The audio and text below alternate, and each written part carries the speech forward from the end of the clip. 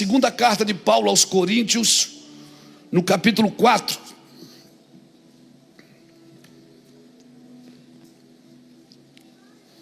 Você que está em casa também acompanhando aí ao vivo, eu aconselho você a fazer anotações. Irmão, eu tenho o hábito de anotar tudo que eu ouço, tudo que eu falo.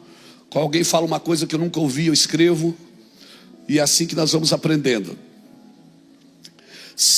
2 Coríntios capítulo 4.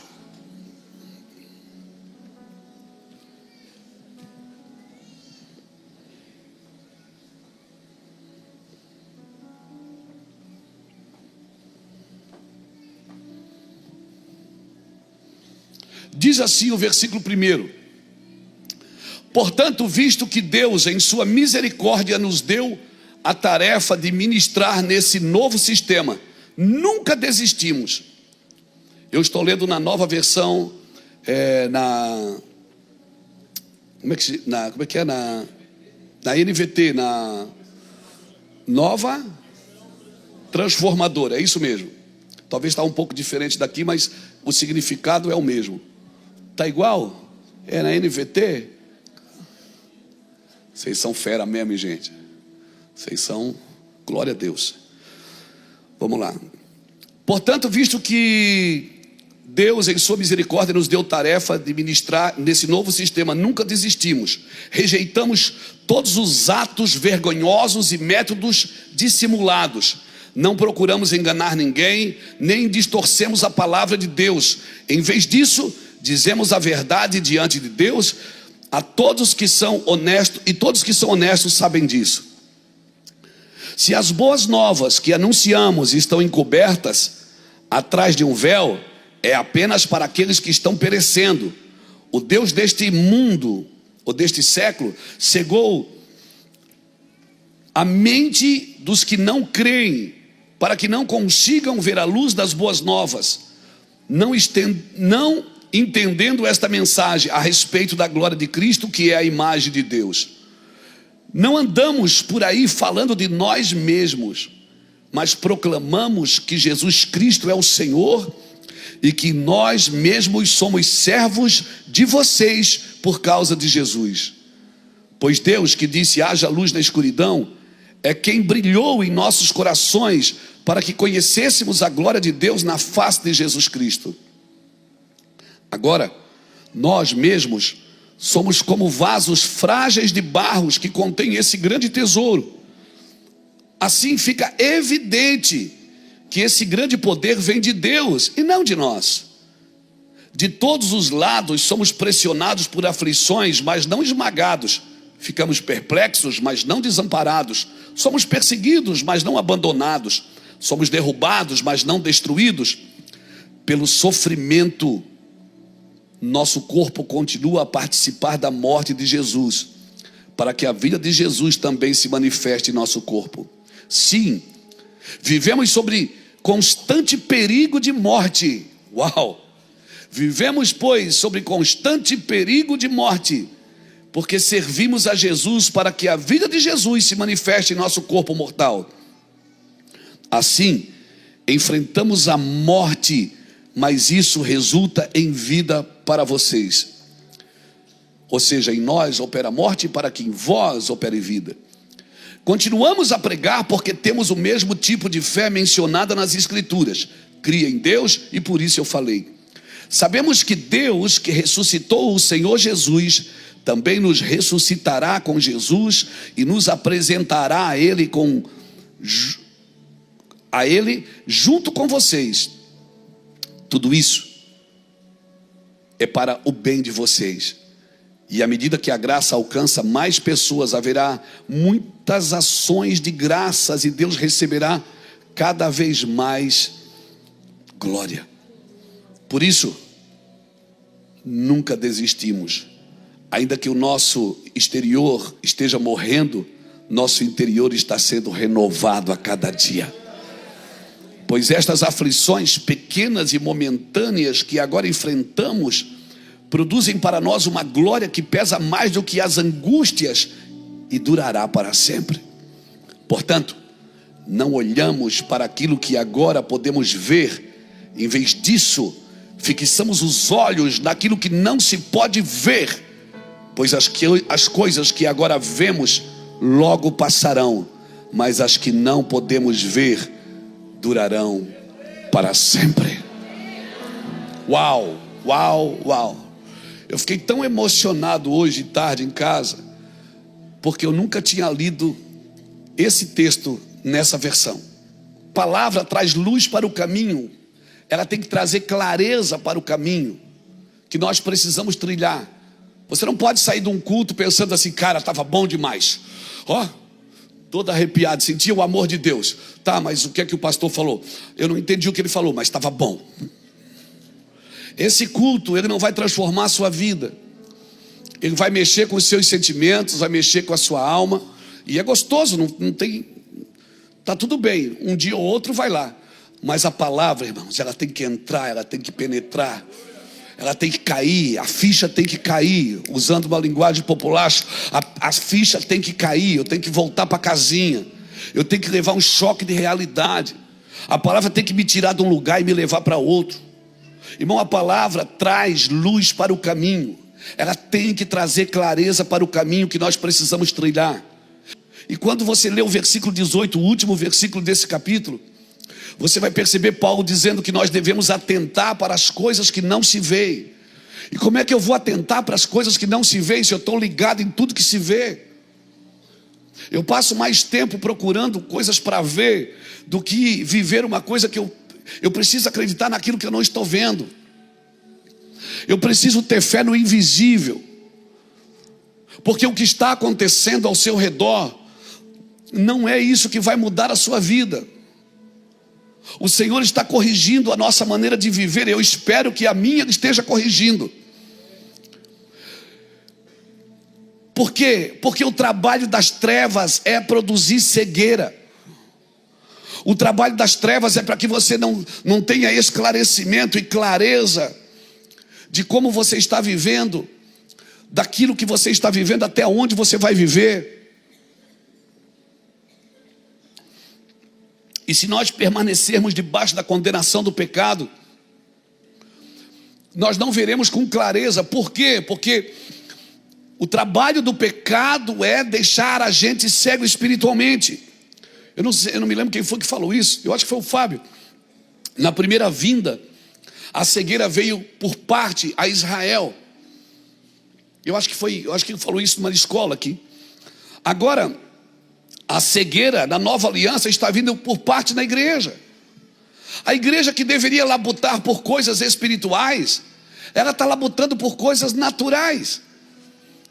E ela precisa entender que essa realidade presente não é o cenário que eu e você temos que labutar. Então, nesses dias, nós temos que procurar ver segundo a expectativa eterna, segundo a Bíblia, irmãos. Não é aquilo que está mostrando na televisão, não é aquilo que você quer ver agora. Porque eu vou te falar uma coisa: se você se atentar só para aquilo que está acontecendo ao seu redor, irmão, põe a mão na cabeça e você diz, cara, não tem mais jeito. Não tem mais jeito, vou parar tudo, não tem mais jeito, não dá mais para trabalhar, não dá mais para abrir um comércio, quem é que vai vender, quem é que vai comprar, quem é que vai ter indústria? Não tem mais, o mundo está perdido. E você tem razão, o mundo está perdido. Por quê? Porque a Bíblia diz que seria assim. Eu só estou querendo tirar você daí, tirar tua mente desse lugar. E Paulo está dizendo isso, que o diabo tem cegado o entendimento, para que não brilhe sobre vós a luz do Evangelho de Cristo, que é a glória de Deus. Ele ainda diz, nós temos um tesouro no vaso de barro. Irmão, a fé vem pelo ouvir e o ouvir pela palavra. Nós temos um tesouro no vaso de barro, para que fique evidente que o poder é de Deus, para que fique evidente que ninguém aqui, nós somos meros servos de Deus. Amém, irmãos? Amém, irmãos? Se alguém precisa ser aplaudido aqui, é o Senhor, que morreu na cruz e acreditou que a gente poderia levar isso adiante, que deu a sua vida esperando que eu desse a minha. Aleluia, que investiu primeiro. A terra era sem forma e vazia, você já conhece, está lá em Gênesis 1 e 2, a terra era sem forma e vazia, e Deus disse, haja luz, e houve luz. Porque a luz traz ordem em toda a desordem. Quer ver uma casa prosperar? Começa a aplicar a Bíblia nela. Quer ver uma escola prosperar? Começa a aplicar a Bíblia nela. Quer ver uma família prosperar e dar certo? Começa a praticar os princípios bíblicos na criação de seus filhos, no seu casamento, na forma de fazer negócios. Irmãos, peraí, pastor, o senhor está dizendo que o senhor usa a Bíblia para tudo? Para tudo. Eu não uso a Bíblia só para vir pregar domingo para você. Eu uso a Bíblia como pai, como marido. Quando um filho questiona alguma coisa, peraí, vamos ver o que diz as Escrituras.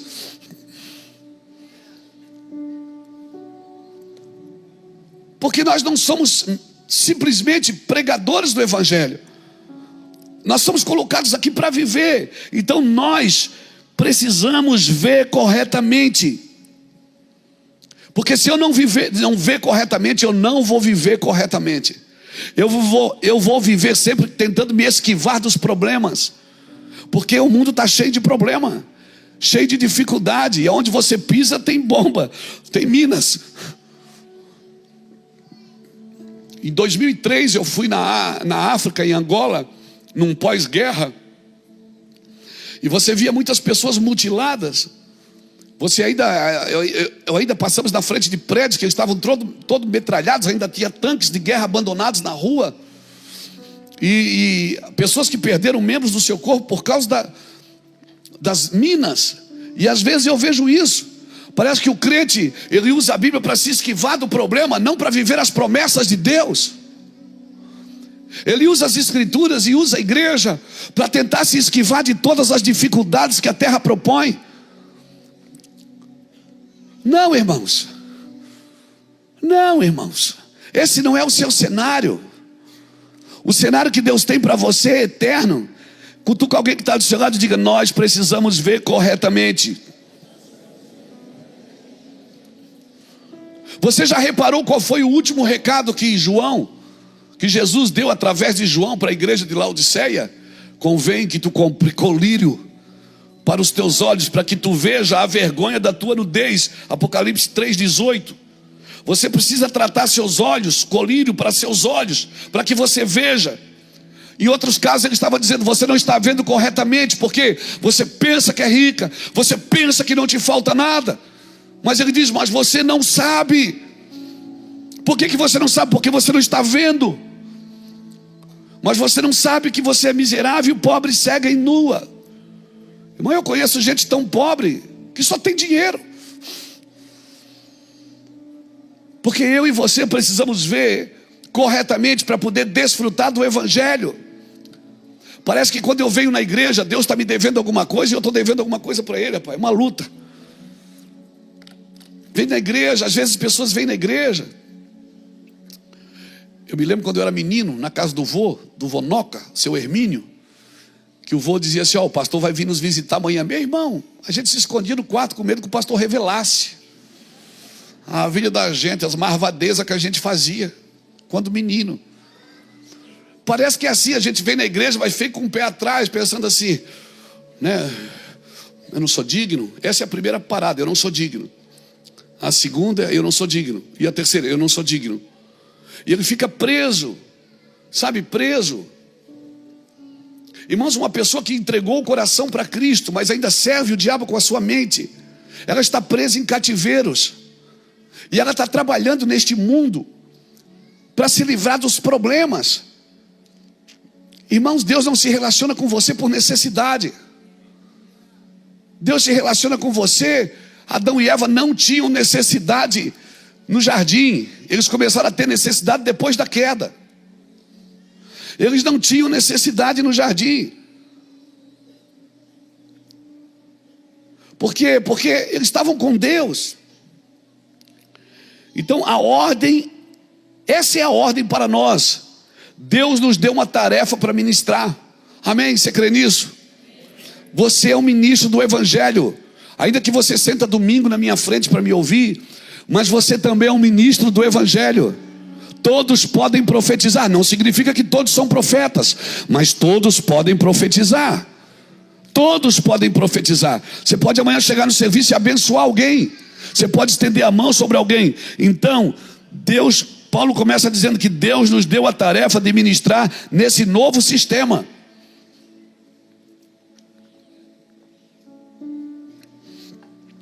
Nós nascemos de novo para trazer a nova vida para o lugar que estamos vivendo.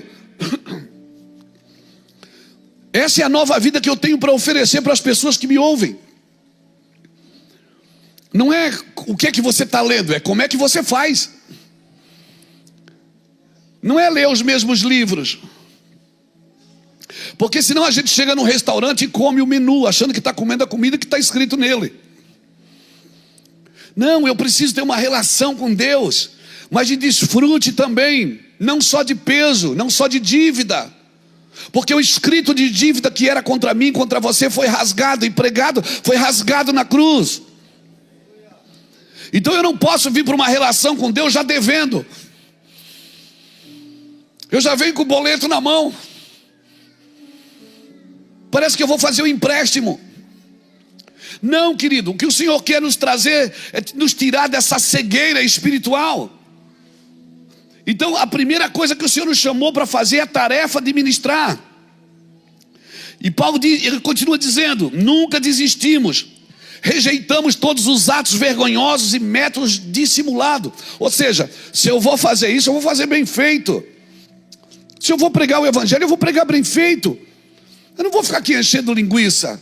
Se é para fazer, eu vou fazer uma coisa bem digna. Eu vou me preparar, eu vou estudar. Ah, mas é para Deus, eu quero cantar, mas é para Deus. Eu quero pregar, mas é para Deus. É para Deus que você devia fazer o melhor. Amém? Então, eu não posso desistir do que eu fui chamado para fazer. Rejeitando todos os atos vergonhosos e métodos dissimulados. Terceiro, não procuramos enganar ninguém. E como é que você engana alguém? Distorcendo a palavra, irmãos. Distorcendo a palavra. Virou um negócio, me dá, me dá. Quem veio buscar a sua bênção? Quem veio buscar a sua vitória? Parece que as pessoas não são mais confrontadas pelo evangelho. A palavra de Deus, ela vai confrontando a gente para fazer a gente olhar para dentro, irmãos. Para tirar os seus olhos deste mundo e fazer você olhar para dentro. Porque ainda que o meu homem exterior se corrompa, o meu homem interior se renova a cada dia. Paulo disse: eu sou atribulado aqui fora, mas não sou angustiado. Eu sou perseguido, mas não sou abatido. Sou perplexo, mas não sou desanimado. Levando no meu corpo o morrer de Cristo, para que a vida de Cristo também se manifeste na minha carne mortal. Por isso, ainda que meu homem exterior se desgaste, o meu homem interior se renova a cada dia. Se renova a cada dia. Aleluia. Aqui vai desgastar, irmão.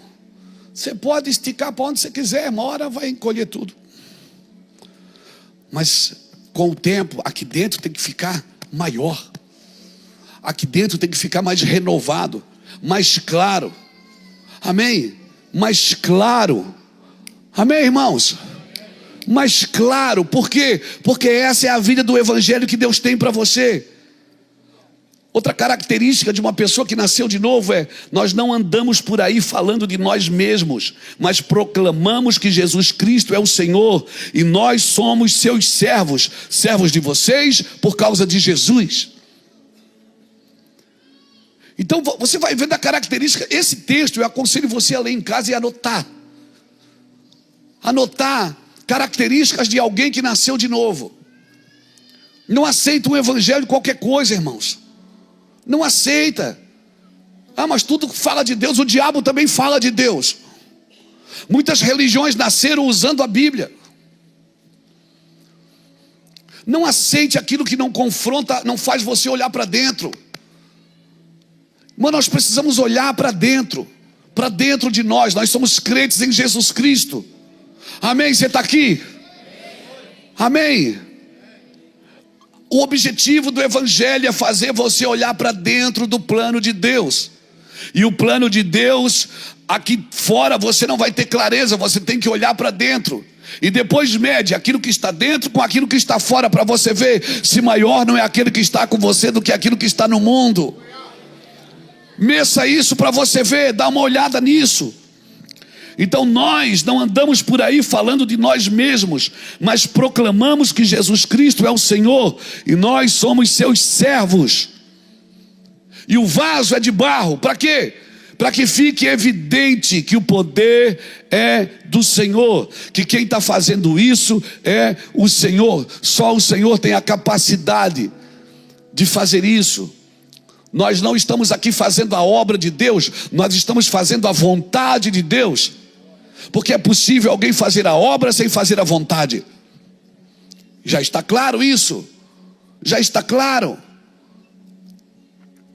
Irmãos, Deus está mudando o menu. A comida agora é a moda da casa. Não é mais nós que vamos escolher o prato. É o Senhor que vai dar um prato só para todo mundo. A comida agora é a moda da casa. Como se o Senhor estivesse dizendo assim através da minha vida para nós. Não é só para você não, para mim também. Esquece as tuas receitas malucas e come do Evangelho. Come do Evangelho simples e profundo. Aleluia, onde os fundamentos nunca mudaram. Aleluia. Já mudamos de roupa, já mudamos a igreja até de cor, mas os fundamentos nunca mudaram. Aleluia. Nós vivemos sobre constantes perigos de morte. Pastor, mas eu não estou correndo o risco de morte. Eu não estou falando de alguém pegar uma arma e atirar em você. Eu não estou falando de alguém pegar um objeto cortante e atacar você. Não é isso que eu estou falando. Mas irmão, você está em constante perigo de morte. Ou você acha que o diabo é teu amigo? O Didi. Tem gente que é íntima, chama até de Didi, né? O diabo te odeia, meu amigo. E ele tem um plano na vida. É destruir a sua vida, destruir a sua família, destruir a sua casa. Amém? E quando ele estiver ganhando terreno, não vai para o canto chorar, te arma. Põe o capacete da salvação, o escudo da fé, a espada da lei. Calça os teus pés no Evangelho. E vai para cima, diz: aqui não, diabo, eu tiro da sua mão, porque isso é meu, o Senhor me entregou. Eu estou dizendo para você se posicionar. Agora, se você vive em pecado e querendo, aí não dá. Porque para entrar nesse lugar tem que ser ressuscitado. Jesus não desceu ao abismo sem ressuscitar. Ele morreu na cruz e depois ele desceu e pregou aos espíritos em prisão. Quer tomar da mão do diabo, que o diabo tem tomado de você? Calça os pés do Evangelho. Põe o capacete da salvação, o escudo da fé, a espada da lei, o cinturão da verdade, aquilo que segura suas roupas. Amém? Aquilo que Elias calçou. A Bíblia diz que Elias saiu correndo e chegou primeiro que Acabe, porque pegou a capa e calçou ela no cinto aqui. A capa fala de unção, o cinto fala de verdade. Quando a tua unção está presa na verdade, você pode correr, meu filho, que ninguém te para. Você pode correr que ninguém te para. Por isso que Elias correu sobre o monte e chegou primeiro que Acabe, porque ele estava com a unção presa na verdade. Aleluia. Amém? Glória a Deus. Mas eu sou bom. Não é a tua bondade, é a tua verdade. Você pode ser bom e não ser verdadeiro. O que transforma a vida das pessoas que passam por você é a tua verdade. E às vezes, para ser verdadeiro, às vezes as pessoas vão pensar que você é ruim. Mas você não é ruim, você só está sendo verdadeiro. Pegou? Aleluia. Aleluia. Vamos viver um evangelho genuíno, irmãos. Vamos pregar o evangelho genuíno com lágrimas nos olhos, com amor no coração, com a mente apontada para a eternidade, olhando firmemente para Jesus, que é o autor e consumador da nossa fé, não negociando os nossos valores, não negociando a nossa unção, não negociando aquilo que Deus te entregou de graça. Oh meu Deus, alguém está me entendendo? Foi por isso que Jesus morreu. Foi por isso que Jesus morreu. Nós vivemos sobre constante perigo de morte, porque servimos a Jesus. Para quê? Para que a vida de Jesus se manifeste em nosso corpo mortal. Você vive em constante perigo de morte, irmãos. Por isso o Senhor quer que você ore pelo que você come, Ele quer que você ore pelo que você bebe, Ele quer que quando você embarca no carro e vai viajar, você estenda a mão e diga: em nome de Jesus. Você entra num avião, todo avião que eu entro o diabo diz: eu vou derrubar. Todo carro que eu entro o diabo diz: vai tombar. Toda vez que eu viajo o diabo diz: vou matar seus filhos. Não é meu. Nós estamos inconstantes, por isso que o Senhor está dizendo: ora e abençoa e fecha todas as torneiras, fecha todas as janelas. Aleluia! Isso é uma guerra constante, porque se você não tiver por que labutar, você vai labutar em causa própria. E ninguém que quer ser um transformador, ninguém que quer ser um ganhador de almas, alguém fluente no Evangelho, está vivendo em causa própria. Aleluia! Eu falo isso, dá vontade de faca na caveira. Glória a Deus. Glória a Deus. Glória a Deus. Mas eu fiz, não deu certo. Eu vou dar para você o recado que Deus deu para Caim: faz de novo, mas faz do jeito certo. Foi isso que Deus falou para Caim. Se você tivesse agido corretamente, você não seria aceito. Deus está dizendo: faz de novo, Luiz. Não deu certo, faz de novo. Faz de novo, Mateus, faz de novo. Faz de novo. Não fica lamentando que não deu certo. Apenas faça de novo. Assuma: não deu certo. Mas nós temos dificuldade de assumir o que não fizemos corretamente, porque aquilo que não fizemos corretamente vamos precisar derrubar. Porque o amor e a justiça de Deus vai derrubar tudo que nós estamos construindo sobre o nosso orgulho, para que o Evangelho viva sobre nós. Irmão, a luz do Evangelho sobre a sua vida, meu irmão, a luz do Evangelho sobre a tua vida é que nem aquela nuvem no deserto que acompanhava o povo. O maná caindo, a água saindo da rocha, o sapato crescendo, a roupa crescendo. Meu Deus, quando você anda debaixo da nuvem do Evangelho, meu Deus, 1000 cairão do teu lado, 10.000 à sua direita. Alguém está me entendendo aqui? É por isso que nós sentamos os nossos filhos na primeira fila, para que a nuvem não pare em nós. Por isso que nós trazemos filhos e netos e colocamos eles na primeira fila, para que eles fiquem atentos àquilo que Deus está falando. Aleluia! Porque vai continuar. Como diz a música do Rafael Lopes, meu genro: e se outro vier me superar e o meu orgulho incendiar, Pai, ajuda-me a lembrar que nessa vida não tenho lugar. Pois se o fruto não continuar, todo o trabalho terá sido em vão. Pois os filhos que iam gerar, maiores do que eu serão. Oh, meu Deus! Maiores do que eu serão.